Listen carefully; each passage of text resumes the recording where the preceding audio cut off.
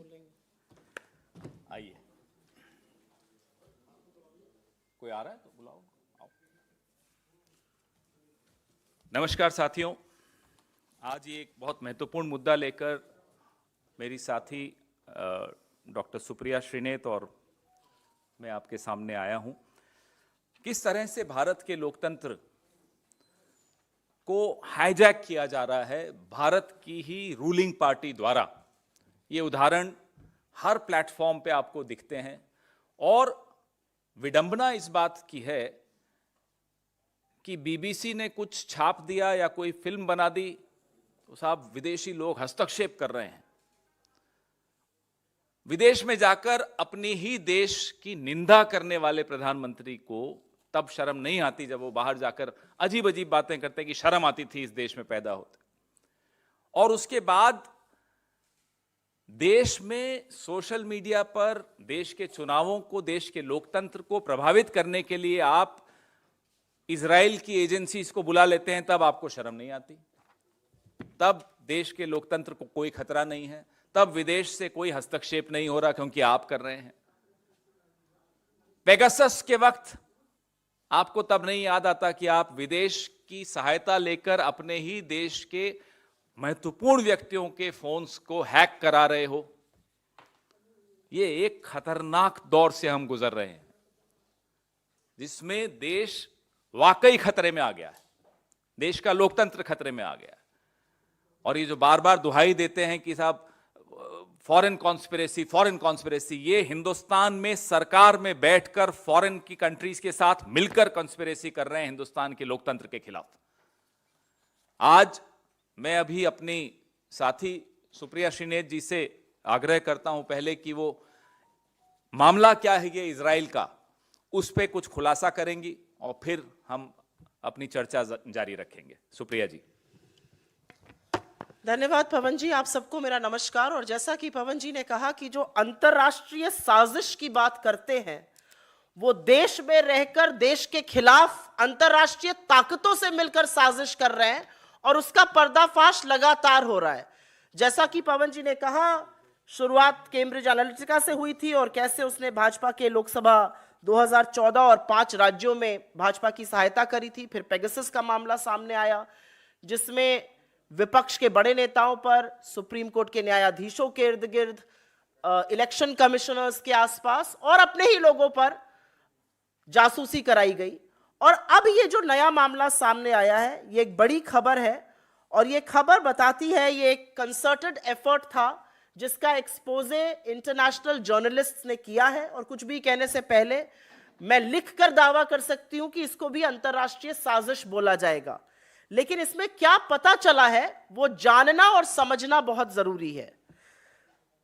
ताल अनान 50 वर्षीय एक इजरायली स्पेशल फोर्स के ऑपरेटिव हैं। उनका ये दावा है और ये सारी जो रिपोर्ट आई है वो अंडर कवर 8 महीने की कड़ी मेहनत, अंडर कवर रहने के बाद फिजिकल मीटिंग्स, ऑनलाइन मीटिंग्स, क्या दावे किए गए, उसकी क्या पुष्टि हुई, अकाउंट्स कैसे ट्रैक हुए, उसके बेसिस पर आई है। तो नटशेल में अगर संक्षिप्त में मैं आपको बताऊं तो इजराइल के कॉन्ट्रैक्टर्स की एक टीम है जो ये दावा करते हैं और इस रिपोर्ट का ये दावा है और उन्होंने पुष्टि भी करी है कि उस दावे में सच्चाई है कि कभी करीब 3 इलेक्शंस, विश्व भर के 30 बड़े चुनावों में इन लोगों ने हस्तक्षेप किया है।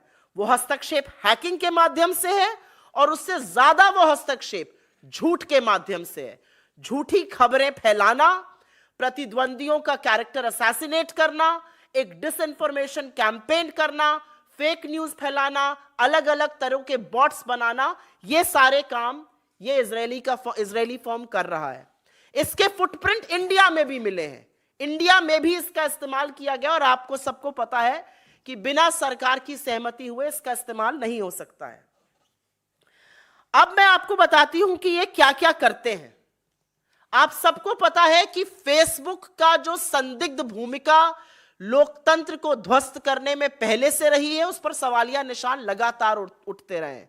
लेकिन ये जो फर्म है, जिस फर्म की हम बात कर रहे हैं, इसको टीम ओरे, शायद इसे प्रोनाउंस किया जाता है JORGE, I think in the dialect there it's called ओरे।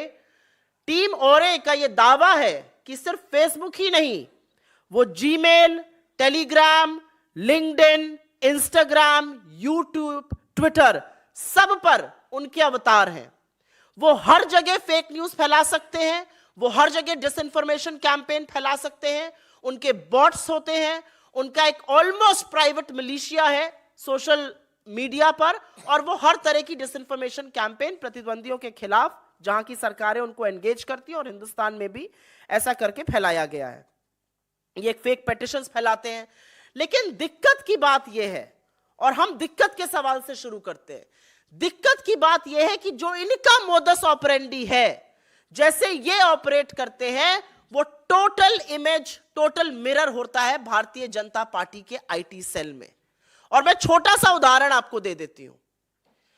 एक फेक न्यूज, एक डिसइंफॉर्मेशन कैंपेन किसी छोटे से अकाउंट से, जिसके 10 या 20 फॉलोअर होते हैं, ऐसे अकाउंट से लगा दी जाती है।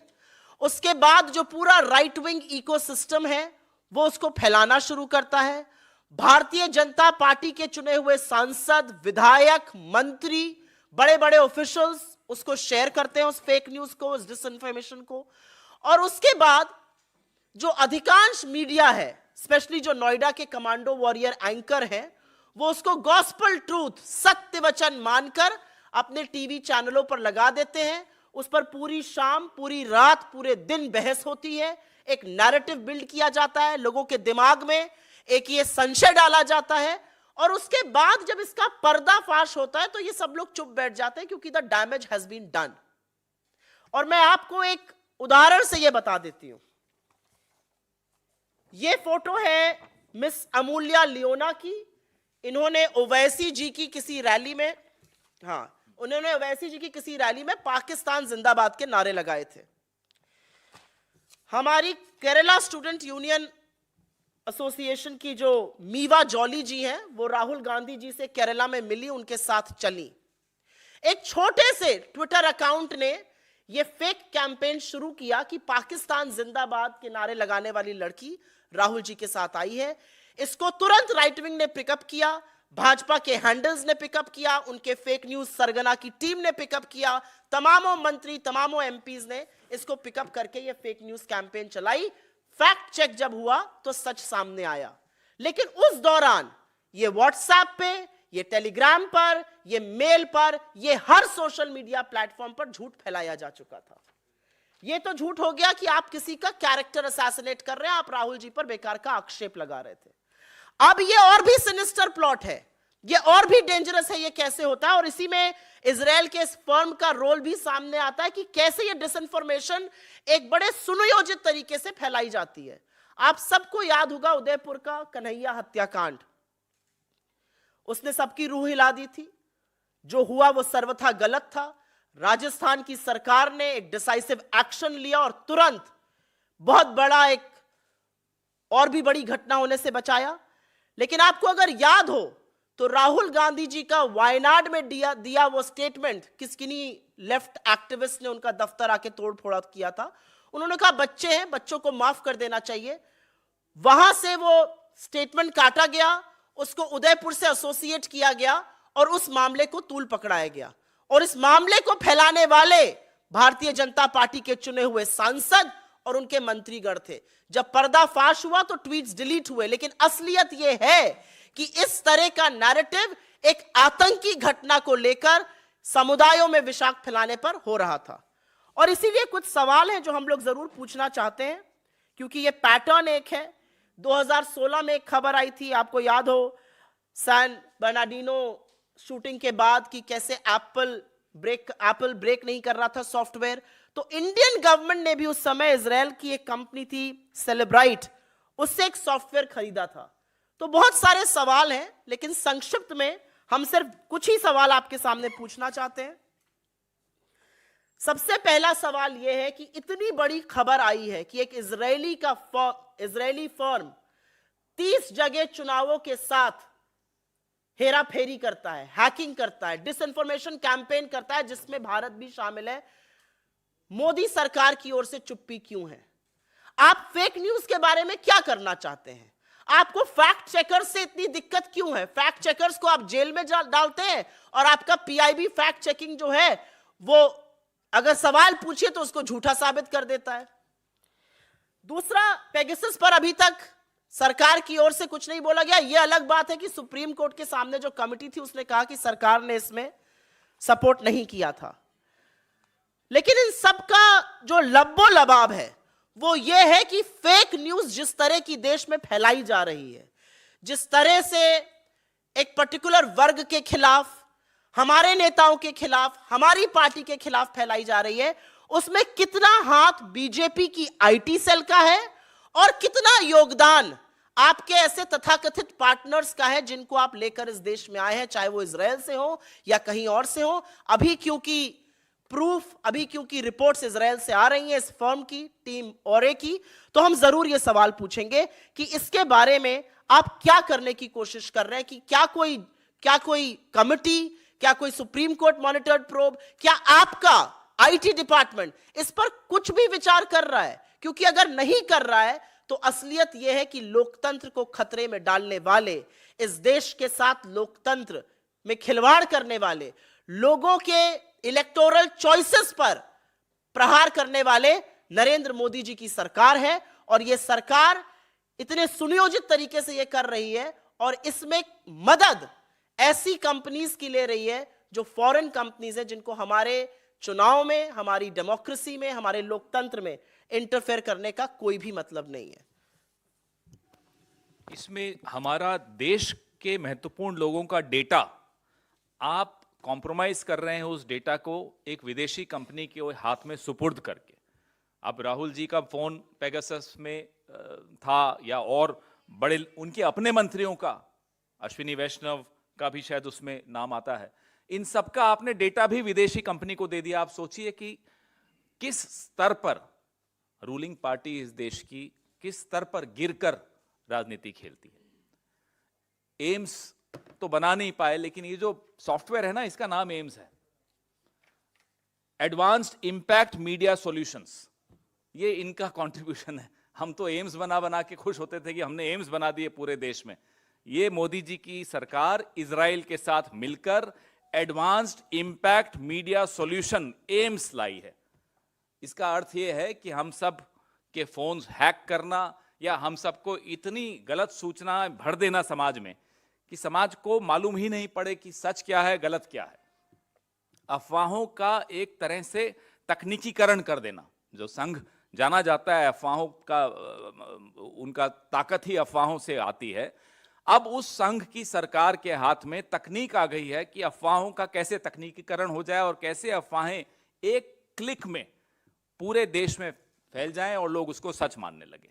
और उसका क्या प्रभाव हो सकता है, चुनाव में तो उसका प्रभाव होता ही है, लेकिन सामाजिक शांति और सौहार्द को बिगाड़ने में उसका किस तरह का दुरुपयोग होता है वो आपके सामने है। आपके सवाल।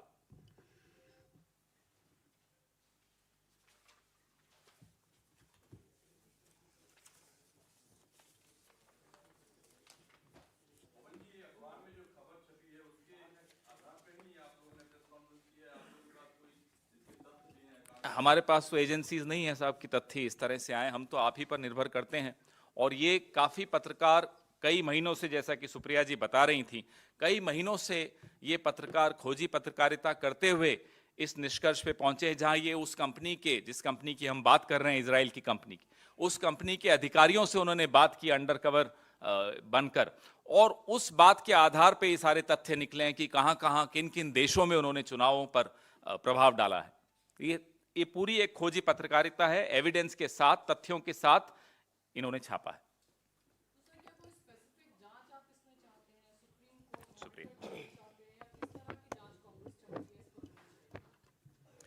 मैं आपके सामने कुछ तथ्य बता देना चाहती हूं,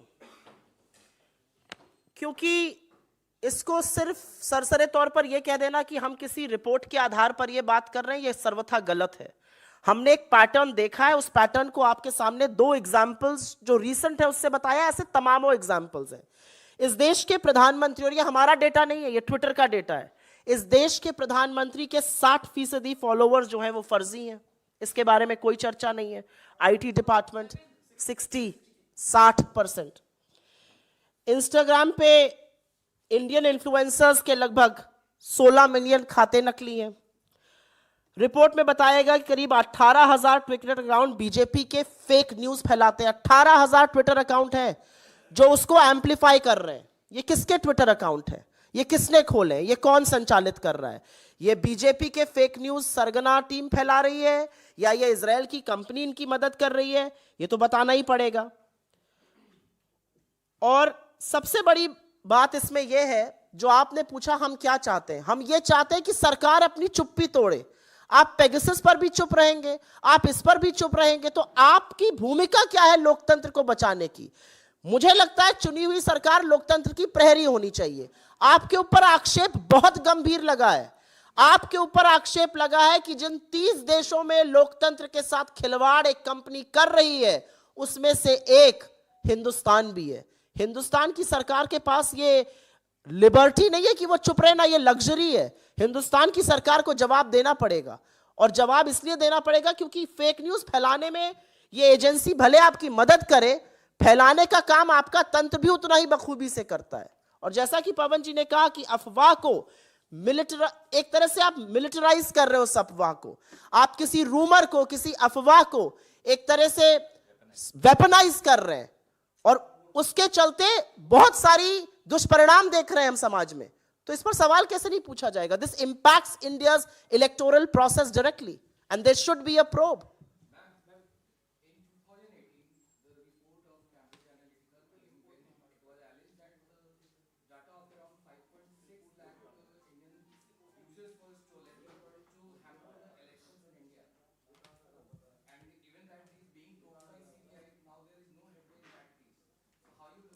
This is not the first time. This is not the first time that allegations of data theft have been made against the Modi government. In fact, one of the most serious charges this government faces is data theft and data manipulation to actually tamper with the electoral process. You saw what was happening in Karnataka in the name of NGOs collecting data. They were actually tampering electoral rolls. They were actually tampering electoral data. This government is known to play with big data to their advantage. और आपकी बात बिल्कुल सही है, CBI के case का क्या हुआ मुझे नहीं पता, लेकिन आज ये जो रिपोर्ट सामने आ रही है कि ये डेटा से भी बढ़कर है। एक तो आपने डेटा प्रोफाइलिंग कर ली, अब आप उस डेटा प्रोफाइलिंग करने के बाद गलत फेक न्यूज इस आशा से फैला रहे हैं कि इलेक्टोरल प्रोसेस प्रभावित हो। इससे बड़ा लोकतंत्र की हत्या और क्या हो सकती है, मेरी समझ के परे है। I was just told actually, it's very funny, and I will tell you why. I think coming from Uttar Pradesh and somebody who's deeply interested and active in Uttar Pradesh की राजनीति में, जो कानपुर में हुआ वो रोंगटे खड़े करने वाला मामला था। एक परिवार के ऊपर बुलडोजर चला दिया जाता है, मां और बेटी आत्मदाह कर लेती हैं, जब वो जल रही हैं तब भी बुलडोजर चल रहा है, और इतने ग्राफिक वीडियो आए जो लगाए नहीं गए, और उनके पिता की निरी आंखें दिखाते हुए और उस जली लाश को दिखाते हुए अगर मैंने ट्वीट किया तो मेरा ट्विटर अकाउंट ब्लॉक किया गया है। किसने रिपोर्टिंग करी थी? Twitter doesn't block on its own, there must be a reporting. किसने रिपोर्टिंग करी थी? उत्तर प्रदेश की या मोदी सरकार का एक पैटर्न है, और वो पैटर्न ये है कि खबर को दबाओ, अपराधी को सजा मत दो, अपराधी को तो संरक्षण मिलेगा। अगर कोई खबर आपके खिलाफ जा रही है तो पहले जो खबर दिखा रहे हैं, जो उस बारे में बात कर रहे हैं, उन जर्नलिस्ट के खिलाफ एफआईआर कर दो, जेल में डाल दो, और उसके बाद आप राजनीतिक लोगों पे प्रहार करना शुरू कर दो। तो आप सबकी आवाजें थोड़ी बंद कर सकते हैं, एक अकाउंट ब्लॉक करने से क्या होता है?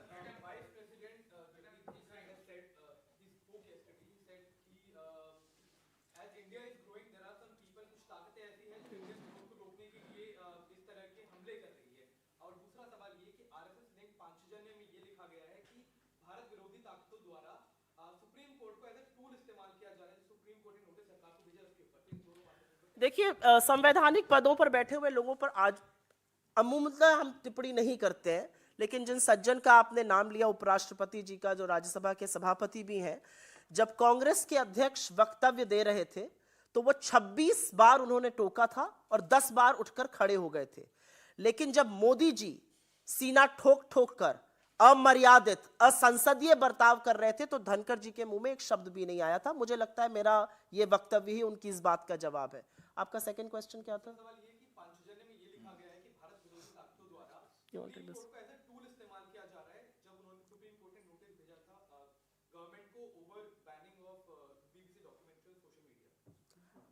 मुझे तो लगता है तानाशाह डरता है, डरपोक है, बौखलाए हुए हैं, तो वो सब कुछ करेंगे। लेकिन पवन जी से मैं बोलूंगी इसका जवाब दें। किस आधार पे एक गैर पंजीकृत संस्था सुप्रीम कोर्ट की अवमानना कर रही है? ये सवाल अब देश में ये बनता है, हम सबके दिमाग में आ रहा है कि आप खुद पंजीकृत नहीं है, आप आपके टैक्सेस नहीं जमा कराते, आपकी कोई अकाउंट बुक नहीं है, आपका कोई मेंबरशिप रजिस्टर नहीं है, आप हैं कौन? चले आए हैं सुप्रीम कोर्ट की अवमानना करने। आपकी अपनी सरकार, भारतीय जनता पार्टी आप ही का एक अंग है, आपकी अपनी सरकार पेगासस से लेकर इजराइल के अलग अलग कंपनियों को ला लाकर देश में लोकतंत्र के साथ खिलवाड़ कर रही है। बीबीसी की डॉक्यूमेंट्री पे आपको आपत्ति है, तो ये सुप्रीम कोर्ट की अवमानना की हम घोर निंदा करते हैं।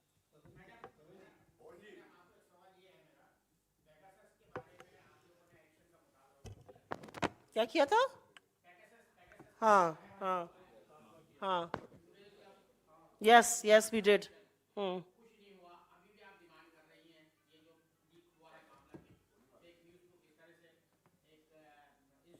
तो आपकी क्या मंशा है कि अगर लोकतंत्र पर इस तरह से प्रहार होगा और लोकतंत्र की दिन दहाड़े हत्या करी जाएगी तो भारत का प्रमुख विपक्ष अपने मुंह में दही जमाकर बैठा रहेगा? ऐसा तो हम नहीं करेंगे।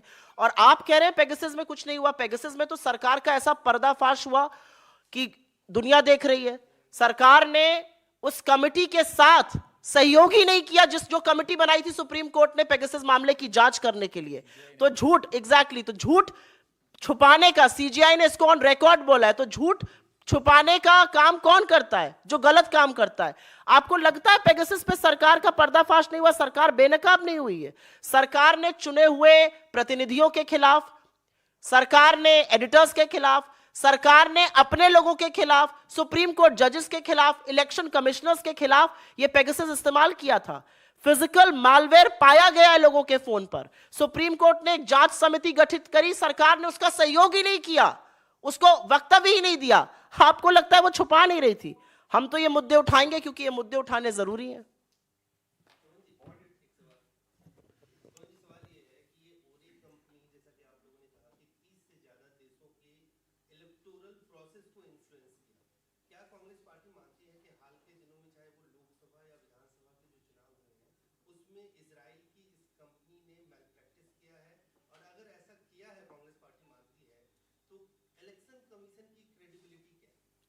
बात इलेक्शन कमीशन तो आपने बहुत छोटी बात की है, बात इस देश की सरकार की क्रेडिबिलिटी पर आ गई। अभी आपको सुप्रिया जी ने एक उदाहरण दिया, ये वाला। दूसरा उदाहरण दिया उन्होंने कन्हैया कुमार की जो हत्या हुई थी वहां उदयपुर में, उसका। वो तो अलग बात है कि बाद में मालूम पड़ा कि हत्यारा भारतीय जनता पार्टी से संबंधित निकला और स्थानीय नेता भारतीय जनता पार्टी को उसको छुड़वाने की भी प्रयास कर रहे थे। वो अलग बात है, इसलिए वो अपने एजेंडा में कामयाब नहीं हुए। लेकिन उनका जो एजेंडा था वो सुप्रिया जी ने आपके सामने रखा कि कैसे एक गलत खबर को मार्केट में लाते हैं। तो सोचिए, चुनाव को प्रभावित करने के लिए इतना बड़ा डेटा जिस सरकार के पास है, उस डेटा पर वो क्या क्या डालते होंगे, किस तरह की सूचनाएं डालते होंगे। जैसा कि हम बार बार आपको कहते हैं कि राहुल गांधी जी की छवि को खराब करने के लिए अरबों रुपए खर्च किए। अब समझ में आ रहा है ना कहां खर्च किए।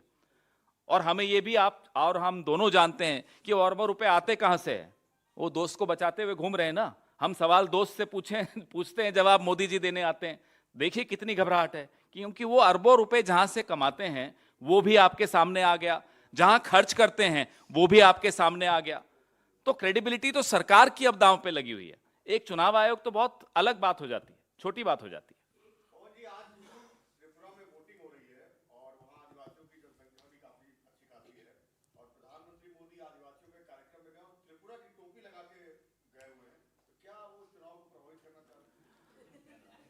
देश के प्रधानमंत्री दिन भर यही काम करते हैं, या कभी टोपी पहनते हैं या टोपी पहनाते हैं। चुनाव आयोग को इस बात का संज्ञान लेना चाहिए। आपने अक्सर पिछले 8 साल में देखा कि चुनाव का पहला चरण की वोटिंग चल रही है, दूसरे चरण का प्रचार करने वो चले जाएंगे और उस प्रचार का लाइव टेलीकास्ट पूरे देश में हो रहा होता है, क्या वो प्रभावित नहीं कर रहे पहले चरण के चुनाव को? तो इस तरह के कई सवाल चुनाव आयोग को उनके उत्तर देने चाहिए और हम उम्मीद करते हैं चुनाव आयोग स्वतः संज्ञान लेगा। हम कल भी गए थे त्रिपुरा के ही मुद्दे को लेकर चुनाव आयोग के समक्ष और हमें उन्होंने आश्वासन दिया है कि वो संज्ञान ले रहे हैं कुछ मुद्दे जो हमने उठाए थे। गृह मंत्री जाकर चुनाव अधिकारियों से बैठक कर रहे हैं रात को 1 बजे त्रिपुरा में। बताइए कब हुआ ये? इस देश के इतिहास में कभी नहीं हुआ। चुनाव आयोग ने भी संज्ञान लिया है। तो ऐसे कई उदाहरण हैं। उम्मीद करते हैं जो आपने बात कही इसका भी चुनाव आयोग संज्ञान लेगा।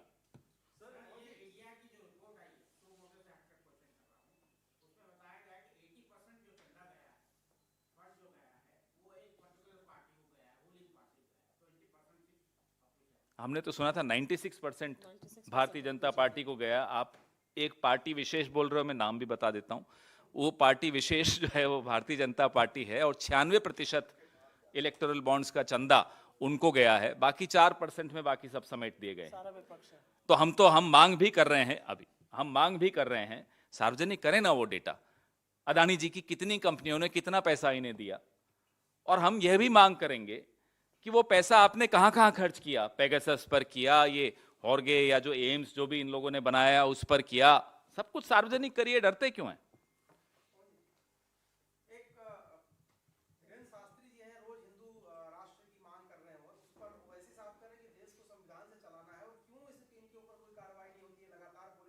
ओवैसी जी के दोस्त हैं ना मोदी जी, पूछ ले उनसे फोन उठाकर। रोज तो फोन पे बात करते हैं, अब आपके माध्यम से क्यों पूछ रहे हैं? उनको कहिए मोदी जी से फोन पे जो बात करते हैं तो एक बार ये सवाल भी पूछ लें कि क्यों नहीं कार्रवाई कर रहे।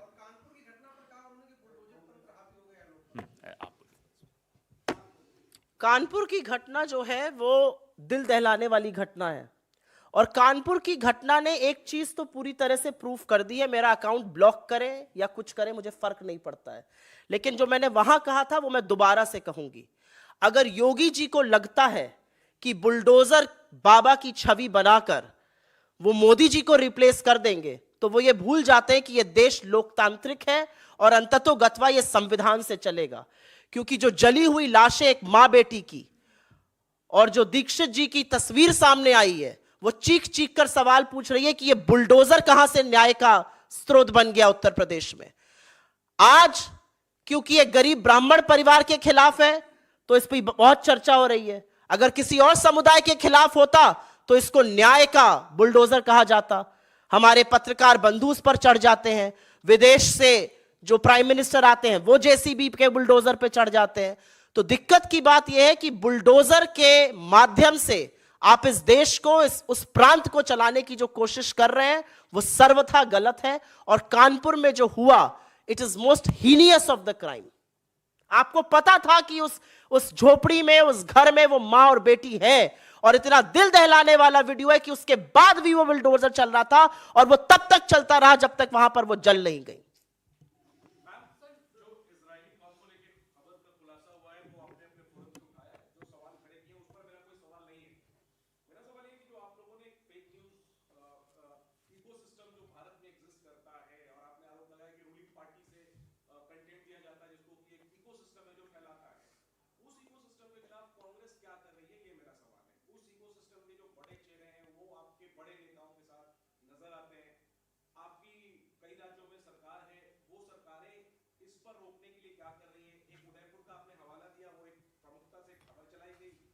उसमें क्या एक्शन आपकी पार्टी की सरकार ने लिया?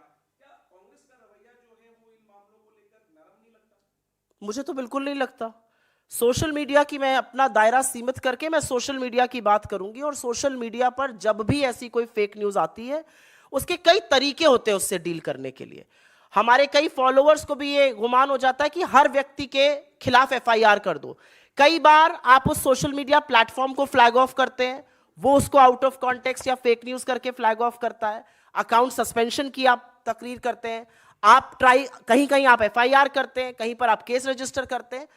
जहां तक आपकी ये बात है कि क्या हमारा रवैया और सख्त होना चाहिए, मैं इस मंच से कहती हूं और ज्यादा सख्त होना चाहिए। पूरी पार्टी का रवैया इस पर ज्यादा सख्त होना चाहिए।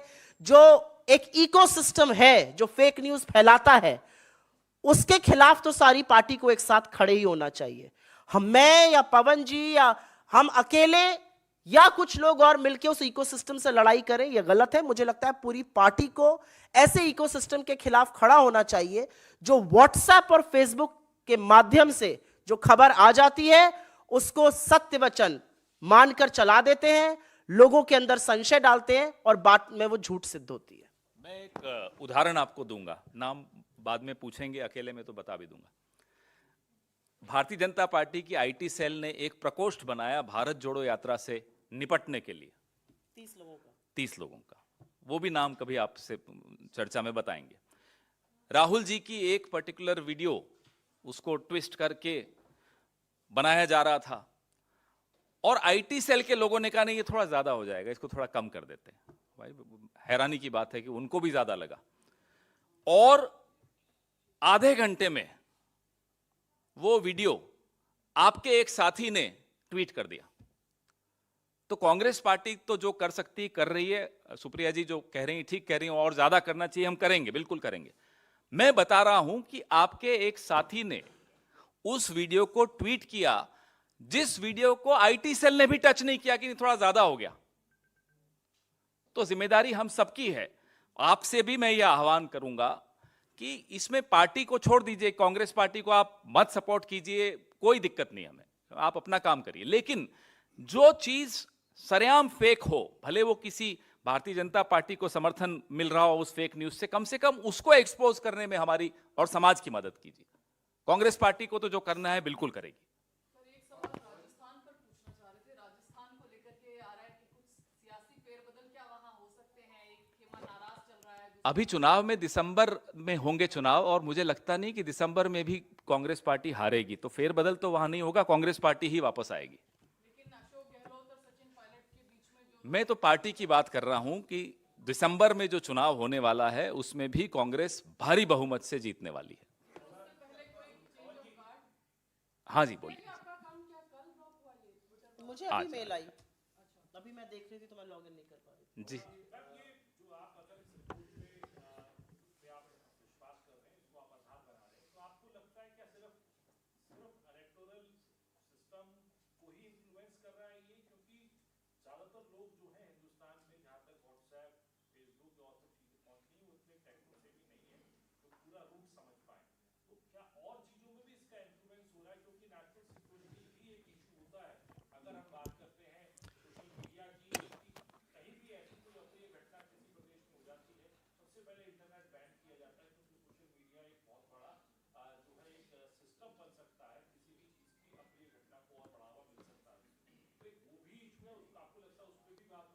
पर इवेंचुअली तो सब कुछ आकर चुनाव पर रुक जाता है ना।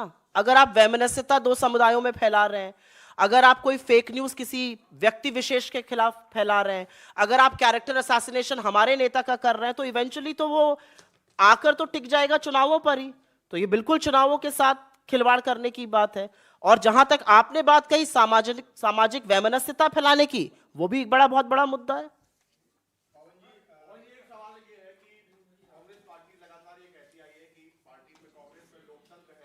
हमारे यहाँ चुनाव होता है, तो आने वाले टाइम में क्या कांग्रेस कार्य समिति का भी चुनाव होगा? कुछ काम तो स्टीयरिंग कमेटी को भी करने दो, हर काम स्पोक्स पर्सन से कराओगे।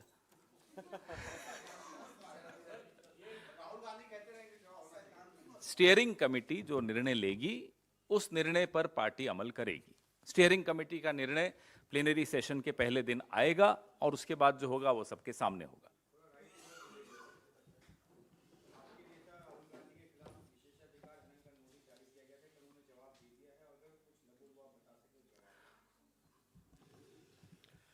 राहुल गांधी जी के वक्तव्य के 18 अंशों को एक्सपंज किया गया था और वो 18 अंश जो एक्सपंज हुए उनका एक ही पैटर्न था। जिस सेंटेंस में मोदी और अडानी का नाम साथ साथ आया वो एक्सपंज कर दिया गया। उनके जो 3 बिल्कुल ठोस सवाल थे, कितनी यात्राओं पे साथ गए, किन यात्राओं पे जाकर उनसे मिले, कितनी यात्रा प्रधानमंत्री की थी, जब वो वापस आ गए उसके बाद अडानी जी को प्रोजेक्ट मिल गया, वो भी एक्सपंज किया गया। राहुल जी ने सदन में संसदीय तरीके से, पूरे सम्मान से, पूरी गरिमा से, बिना किसी भी आचरण का उल्लंघन किए बहुत ही शांतिपूर्ण तरीके से अपनी बात रखी थी और उन्होंने अपने वक्तव्य में जो दिया है एक एक चीज का आधार दिया है। उन्होंने कोई ऐसी हवाई बात नहीं कही थी जिसका प्रूफ नहीं है। हर चीज का पब्लिक डोमेन में प्रूफ है, और वो उन्होंने जहां से उनके खिलाफ वो आया था नोटिस, स्पीकर को दिया है।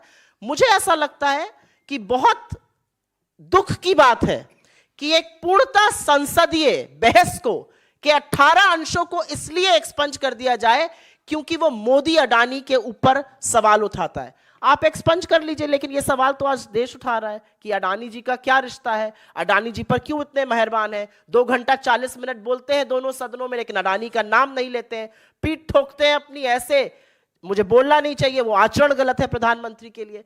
तो ये सारी चीजें हैं, लेकिन जैसा कि राहुल जी ने कहा, the absolutely last thing that he is scared of is Narendra Modi, and mister Modi forgets that very often. ये ट्विटर की अपनी रिपोर्ट थी 2018 की। सॉरी,